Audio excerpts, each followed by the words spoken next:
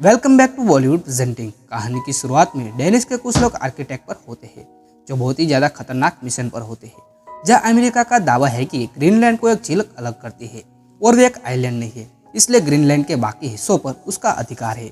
लेकिन डेनिस के लोग यह मानने को तैयार नहीं थे, इसलिए उनको यह बात साबित करनी होगी। इसलिए उन्होंने यह बात साबित करने के लिए कुछ लोगों को एक मिशन पर भेजा जिसका नाम डेनमार्क एक्सपीडिशन रखा गया। लेकिन उस मिशन को कई साल बीत जाने के बाद भी उस मिशन से कोई वापस जिंदा नहीं लौटा। इसके बाद 1908 में इजराइल मिल्कसन को उस मिशन पर भेजा गया जो उस ग्रुप के कप्तान थे। मिल्कसन अपने पहले प्रयास में उस जगह पर पहुंच नहीं पाते, जिसकी वजह से वो अपने बचे हुए एक साथी के साथ कैंप वापस लौट आते हैं। उस मिशन में मिल्कसन का एक साथी बीमार पड़ जाता है और ठंड लगने की वजह से उसके पैर की उंगलियां काली पड़ जाती है, जिसके बाद उस आदमी की उंगलियों को काटना पड़ता है। बाद में शाम को सभी लोग क्रिसमस की पार्टी एंजॉय कर रहे होते हैं।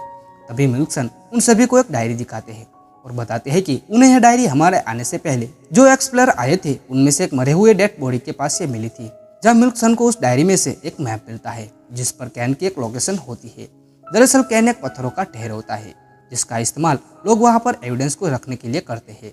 अब यहाँ पर मिल्कसन सभी को कहता है कि हमें वहाँ पर जाना चाहिए। इजराइल को उम्मीद थी कि वहाँ पर जरूर कोई ना कोई एक्सप्लोर करने वाले लोगों ने सबूत रखे होंगे जिसकी मदद से हमारे देश को अमेरिका से बचाया जा सकता है। लेकिन उसके साथ इस मिशन पर जाने से सभी लोग मना कर देते हैं क्योंकि इस मिशन से जिंदा वापस लौट पाना नामुमकिन है। जहाँ एक आइवर्सन नाम का एक आदमी मिल्कसन के साथ चलने को तैयार हो जाता है, जो पैशन से वो एक जहाज मैकेनिक है। आइवर्सन मिल्कसन के साथ मिशन पर जाने को तैयार हो जाता है। वो मिल्कसन से कहता है कि वो नेवी में काम कर चुका है और मुझे गन भी चलानी आती है। लेकिन इजराइल को पता था कि आइवर्सन केवल एक जहाज मैकेनिक है। आइवर्सन को पता नहीं है कि आइस में कैसे सर्वाइव किया जाता है, लेकिन इजराइल को एक साथी की जरूरत है। अब यहाँ पर मिल्कसन के पास और कोई रास्ता नहीं था, इसलिए मिल्कसन आइवर्सन को अपने साथ ले जाने के लिए मान जाता है। मिल्कसन जाने के लिए जरूरी सामान की तैयारी करने लगता है। उसी दौरान उनका एक साथी आइवर्सन से कहता है कि हमें कभी भी डॉग से दोस्ती नहीं करनी चाहिए, क्योंकि जब डॉग थक हार के गिर जाते हैं तो उस डॉग को मार के उसका मीट दूसरे बाग डॉग्स को डाल दिया जाता है। मिल्कसन अपने साथी से कहता है कि वो उनका इंतजार अगस्त तक करे, क्योंकि गर्मियां आने की वजह से बर्फ पिघलना शुरू हो जाएगी, जिसके बाद वो जहाज को यहाँ से लेकर जा सकते हैं। इसके बाद मिल्कसन और आइवर्सन इस मिशन को पूरा करने के लिए निकल पड़ते हैं। जहाँ पर आइवर्सन का यह पहला एक्सपीरियंस होता है, इसलिए वो कुछ ज़्यादा ही एक्साइटेड होता है।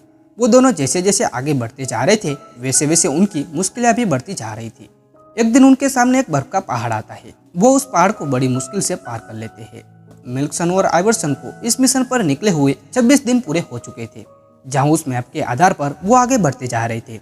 एक दिन आइवर्सन अपने डॉग से काबू खो बैठता है, जिससे वो एक खाई में गिर जाते हैं, जिसमें आइवर्सन का लीड डॉग मारा जाता है और 2 हफ्ते तक चल सके उतना राशन भी खो देते हैं। जिस घटना की वजह से मिल्कसन आइवर्सन पर थोड़ा नाराज हो जाता है। वो दोनों फिर से आगे बढ़ना शुरू कर देते हैं। 45 दिनों का सफर करके वो एक नदी को पार करते हैं और आराम करने के लिए वहाँ पर टेंट लगाते हैं। वहीं उस टेंट में आइवर्सन कैप्टन को एक फोटो दिखाता है और कैप्टन को उस फोटो में से एक लड़की को चुनने के लिए कहता है। जहाँ कैप्टन एक लड़की को चुनते हैं जिसका नाम वो नाया रखते हैं। आइवर्सन मजाक करते हुए कहता है कि मैं चाहता हूँ कि आप और नाया कभी भी अलग ना हो। जैसे जैसे वो आगे बढ़ते जा रहे थे वैसे वैसे उनके लिए मिशन और भी ज़्यादा मुश्किल होता जा रहा था। साथ ही उनके डॉग्स की संख्या भी कम होती जा रही थी, क्योंकि वो डॉग को मार के उसका मीट बाकी दूसरे डॉग को खिला देते थे। अब यहाँ पर मिल्कसन और आइवर्सन को इस मिशन पर निकले हुए 84 दिन बीत चुके थे। साथ ही उनका खाना भी खत्म हो चुका था, इसलिए आइवर्सन कैप्टन से वापस लौटने को कहता है। लेकिन कैप्टन कहता है कि वो इस मिशन को पूरा किए बिना हार नहीं मानेंगे। अब यहाँ पर आइवर्सन को कैप्टन की बात मानने के अलावा और कोई रास्ता नहीं था, इसलिए वो आगे बढ़ना शुरू कर देते हैं। एक दिन जब वो रेस्ट करने के लिए बैठे होते हैं तब उनको पत्थर से बने हुए कैन दिखाई देती है। कैप्टन उस कैन को देखकर बहुत ही ज्यादा खुश होता है और वो तेजी से उसकी तरफ दौड़ता है। जहाँ इस कैन को डेनमार्क से मिशन पर आए हुए लोगों ने बनाया था। जहाँ इस कैन में एक मैप, लेटर और कुछ खाने का सामान होता है। वहीं उस लेटर में लिखा हुआ था कि वो 8 अगस्त 1907 को यहाँ पर आए थे और यह मैप इस बात का सबूत है कि यहाँ पर पेरी चैनल नाम की कोई जगह एडजस्ट नहीं करती, जिसका मतलब है कि अमेरिका ग्रीनलैंड पर जिस एरिया का दावा कर रहा है वो जगह एडजस्ट ही नहीं करती। और इसी तरह से कैप्टन और आइवर्सन ने अपने मिशन में कामयाब हो जाते हैं और उन्होंने साबित कर दिया था कि अमेरिका जिस झील का दावा करता है वो गलत है और ग्रीनलैंड पर उसका कोई अधिकार नहीं है। जहाँ आइवर्सन कैप्टन को पहली बार हंसता हुआ देखता है। वहीं जो लोग खाना और सबूत यहाँ पर छोड़ के गए थे उन्हें जिंदा वापस लौटने की उम्मीद नहीं थी। दरअसल उनके पास भी खाना खत्म हो चुका था, लेकिन वो जानते थे कि जरूर कोई एक दिन इस सबूतों को लेने के लिए यहाँ पर जरूर आएगा, इसलिए उन्होंने यह खाना छोड़ा था। कैप्टन और आइवर्सन सबूतों को लेकर जहाज की तरफ वापस लौटना शुरू कर देते हैं, जहां उनको अगस्त के महीने से पहले जहाज के पास पहुंचना होगा। लेकिन उनको क्या पता कि उनकी मुसीबतें अभी भी कम नहीं हुई है। वहीं अब धीरे धीरे डॉग्स मरने लगे थे और उनका खाना भी खत्म हो चुका था। इसलिए वो एक दिन डॉग के मीट को खाने की कोशिश करते हैं, लेकिन वो मीट जहरीला हो चुका था, इसलिए उनकी तबीयत खराब हो जाती है।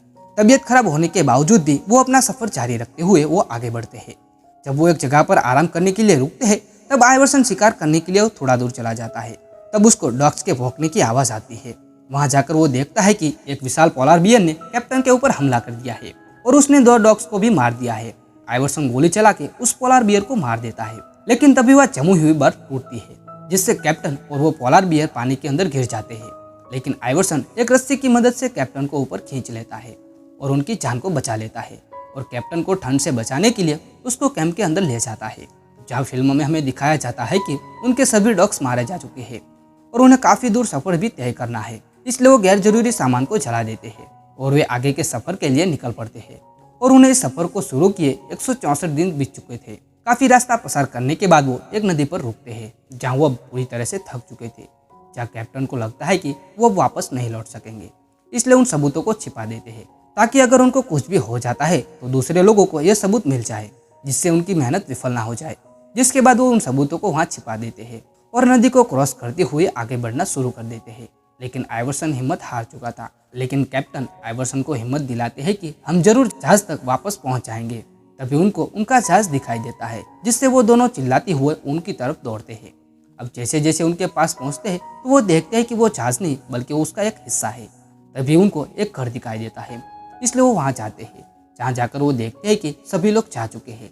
लेकिन इस घर में 1 साल तक चल सके उतना राशन भी मौजूद था। अब कैप्टन आइवर्सन से कहता है कि हमें उम्मीद नहीं हारनी चाहिए, जहाज हमें लेने जरूर आएगा, इसलिए हमें उनका 1 साल तक इंतजार करना होगा। वहीं मिल्सन का फ्रेंड डेनमार्क में उस मिशन के बारे में बताता है कि कैसे उनका जहाज बर्फ में तबाह हो गया, इसलिए हमें उस मिशन को छोड़कर आना पड़ा और हमारी जान कुछ लोकल मछुआरों ने बचाई। जहाँ उनका कहना था कि गवर्नमेंट एक बार फिर से उस मिशन के लिए लोगों को भेजे, ताकि कैप्टन और आइवर्सन को रेस्क्यू किया जा सके, साथ ही उन सबूतों को भी। लेकिन वह मिनिस्टर कहता है कि हम इस मिशन पर और पैसा वेस्ट नहीं करना चाहते। वहीं आर्किटेक्ट में कैप्टन और आइवर्सन को 242 दिन बीत जाते हैं। उन्हें उम्मीद होती है कि बर्फ पिघलने के बाद उन्हें बचाने के लिए कोई ना कोई जरूर आएंगे। ऐसे करते करते दिन बीतने लगते हैं। एक रात को कैप्टन को सपने में एक पोलर बियर दिखाई देता है, जिसने उस सबूतों को तहस नहस कर दिया है जो वो नदी के पास छुपा कर आए थे। इसलिए कैप्टन आइवर्सन से कहता है कि हमें वो सबूतों को लेने के लिए वापस जाना होगा और वो जगह हमसे 200 मील दूर है। आइवर्सन कहता है कि हमें यहाँ पर एक नोट छोड़ देना चाहिए, ताकि जब उनके साथी उन्हें यहाँ लेने आए तो उनको इसके बारे में पता चल जाए। लेकिन कैप्टन कहता है कि हम बर्फ पिघलने से पहले वापस आ जाएंगे, और वो दोनों एक बार फिर से उन सबूतों को लेने के लिए निकल पड़ते हैं। और कुछ दिनों के सफर के बाद जब वो वहाँ पहुंचकर देखते हैं तो सच में पोलार बियर ने उन सबूतों को नष्ट कर दिया है। लेकिन खुशकिस्मती से वो सभी सबूत सही सलामत थे। यहाँ पर कैप्टन कहता है कि सभी सपने का कोई आपस में कोई ना कोई संबंध जरूर होता है। इसके बाद वो सबूतों को लेकर कैंप वापस आ जाते हैं और उन्हें इस मिशन में 471 का दिन समय बीत जाता है। तभी वे देखते हैं कि घर का दरवाजा खुला हुआ है और अंदर जाने पर उन्हें वहाँ पर एक नोट मिलता है, जिसमें लिखा होता है कि 23 जुलाई 1911 को उनके साथी उन्हें ढूंढते यहाँ पर आए थे, लेकिन उन्हें यहाँ पर जिंदा होने का कोई सबूत नहीं मिला, इसलिए वो यहाँ से वापस चले जा रहे हैं। जिससे आइवर्सन एकदम मायूस हो जाता है और कैप्टन को भी इस बात का पछतावा होता है कि उन्हें यहाँ पर एक नोट छोड़कर जाना चाहिए था। अब कैप्टन अपना दिमागी संतुलन खो देता है, वो चीज़ों को तोड़ने लगता है। उन्हें लगता है कि उनके बचने की आखिरी उम्मीद भी चली गई। वहीं लेफ्टिनेंट को दिखाया जाता है, जो मिनिस्टर से कहता है कि हमें वहाँ कुछ ऐसे सबूत मिले हैं जिससे पता चलता है कि वहाँ कोई था, और मुझे पूरी उम्मीद है कि कैप्टन और आइवर्सन अभी जिंदा है और उन्होंने सभी सबूतों को सही सलामत रखा होगा। लेकिन सेनेटर इस बार साफ मना कर देता है। अब आइवर्सन और कैप्टन को ग्रीनलैंड में 3 साल बीत जाते हैं और बेवजह अपनी तीसरी क्रिसमस सेलिब्रेट करते हैं, जहाँ कैप्टन अब धीरे धीरे अपना दिमागी संतुलन खो देते जा रहे थे। उन्हें अपने सपने में नाया दिखती है, जिसके साथ वो घंटों तक बातें करता है। वहीं आइवर्सन को भी हेलुसिनेशन आना शुरू हो जाते हैं। वो अपने मरे हुए दादाजी को आते हुए देखता है, लेकिन उनको उम्मीद है कि जरूर कोई ना कोई उनको बचाने के लिए आएगा। वो उसी उम्मीद के सहारे इस दुनिया में दिन गुजारने लगते हैं। वही कैप्टन की हालत और भी ज़्यादा बिगड़ती जा रही थी। उन्हें हर जगह पर नाया ही दिखती थी। तभी एक दिन आइवर्सन कहता है कि उसने सपने में नाया को देखा था, जिसको कैप्टन ने उस तस्वीर में चुना था। यह बात सुनने के बाद कैप्टन को बहुत ज़्यादा गुस्सा आ जाता है और वे आइवर्सन को मारने के लिए उस पर हमला कर देते हैं। आइवर्सन डर के मारे घर के अंदर छिप जाता है। कैप्टन वहां पर आकर आइवर्सन पर गन तान देते हैं। आइवर्सन कहता है कि वो केवल एक सपना था। तभी कैप्टन गोली चलाता है, लेकिन आइवर्सन अपनी जान बाल बाल बचाता है। अब आइवर्सन को कुछ भी समझ नहीं आ रहा था कि आखिर कैप्टन ऐसा बर्ताव क्यों कर रहे हैं, लेकिन बाद में कैप्टन को अपनी गलती का एहसास होता है और वे आइवर्सन से माफी मांग लेते हैं। एक दिन जब वो डिनर कर रहे होते हैं, तभी उनको बाहर से किसी के आने की आवाज आती है। वो देखते हैं कि हंट के पास एक पोलर बियर आ गया है। वो दोनों शोर करने लगते हैं, जिससे वो पोलर बियर वहां से भाग जाए। जिसके बाद वो पोलर बियर वहां से भाग जाता है। कुछ वक्त के बाद उनको फिर से किसी के आने की आवाज आती है और उन्हें लगता है कि पोलर बियर फिर से वापस आ गया है। जब वे दरवाजा खोलते हैं तो उनके सामने कुछ लोग खड़े होते हैं जो उन्हें इस मिशन से वापस घर ले जाने के लिए आए हैं। जिसके बाद कैप्टन और आइवर्सन बहुत ही ज्यादा इमोशनल हो जाते हैं और एक दूसरे को हग कर लेते हैं और आखिर में उनकी हिम्मत और मेहनत रंग लाती है। अब सभी सबूतों के साथ वो अपने देश पहुंच जाते हैं और पूरी दुनिया को बताते हैं कि ग्रीनलैंड एक है और अमेरिका का उस पर कोई अधिकार नहीं है।